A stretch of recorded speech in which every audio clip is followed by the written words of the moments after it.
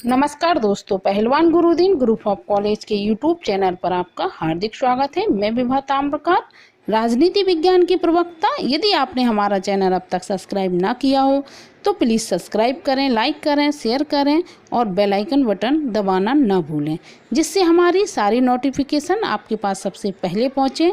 आज हम पढ़ाएंगे समाजवाद। एक चैप्टर आता है राज्य के प्रमुख परिप्रेक्ष्य में।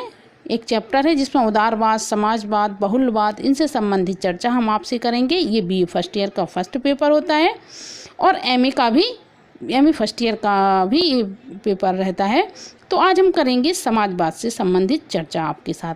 तो जो 18वीं सदी के उत्तरार्ध में और 19वीं सदी के प्रारंभ में व्यक्तिवादी विचारधारा बहुत अधिक लोकप्रिय थी, लेकिन इस विचारधारा को अपनाने का सामाजिक, आर्थिक और औद्योगिक जीवन पर बहुत बुरा प्रभाव पड़ा।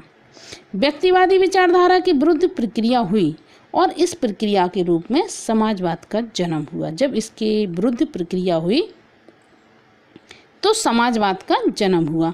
आधुनिक समय में समाजवाद बहुत अधिक लोकप्रिय है और प्रत्येक देश द्वारा किसी न किसी रूप में इसे ग्रहण करने का प्रयत्न कर रहे हैं।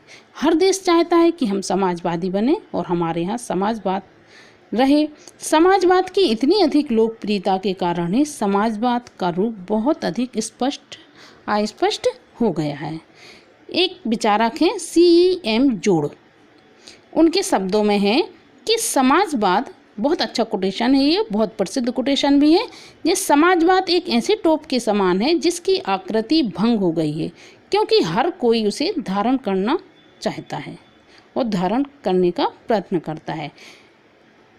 समाजवाद व्यक्ति के नितांत विरुद्ध समाज को केंद्रीय मानने वाली और समाज पर आधारित विचारधारा है।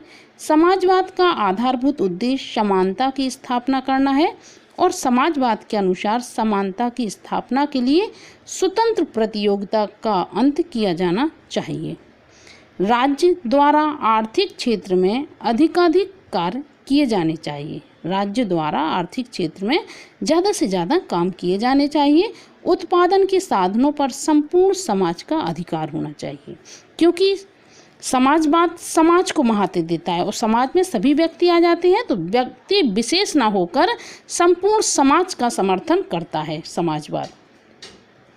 राज्य द्वारा वह कहता है आर्थिक क्षेत्र में अधिकाधिक कार्य के लिए किए जाने चाहिए और उत्पादन के साधनों पर संपूर्ण समाज का अधिकार होना चाहिए। वही बात आ गई इसमें। और उत्पादन व्यवस्था का संचालन भी वर्गों के सामूहिक हितों को दृष्टि में रखते हुए किए जाना चाहिए। सभी वर्गों के सामूहिक हित की दृष्टि में रखकर इसको किया जाना चाहिए। समाजवाद की परिभाषा का कार्य अत्यंत कठिन है, फिर भी विद्वानों द्वारा समाजवाद की कई परिभाषा दी गई हैं।